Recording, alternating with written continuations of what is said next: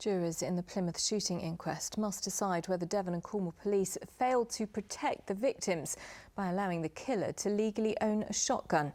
After 20 days of evidence, the coroner gave the jury a lengthy list of issues to address, telling them they must record that 5 people, Maxine Davison, Lee and Sophie Martin, Stephen Washington and Kate Shepherd, were unlawfully killed.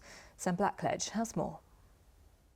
The jury was sent out this afternoon to begin their deliberations, and they were given a long list of issues they must take into consideration by the coroner, more than 30 things on that list. We can show you a list of some of those questions now. They include whether the police failed to protect the victims by allowing the perpetrator to legally own a shotgun, whether the training or mentoring given to firearms licensing officers was sufficient, whether police should have granted Davison's licence despite the absence of medical information, whether the decision to return the shotgun and licence in 2021 was fundamentally flawed, and whether there was an unsafe culture in the firearms and explosives licensing unit.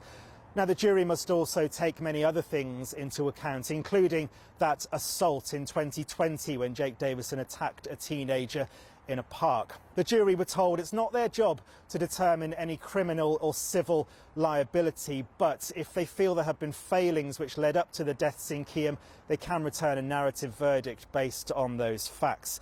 Now, first of all, it's the jury's job to determine how the people in Keyham died, where they died, when they died, and the basic facts of who they were. They can then move on to talking about the cause of death and then return what's called a brief narrative, telling the story of what happened that day. Those 30 questions which I mentioned earlier will help them with that task. Finally, they were told by the coroner they must return a verdict of unlawful killing. The jury have been sent home for today. They'll be back in their room here tomorrow morning to continue their deliberations, and the coroner has told them they'll have as much time as they need to reach a conclusion. Sam Blackledge, ITV News, Exeter Racecourse.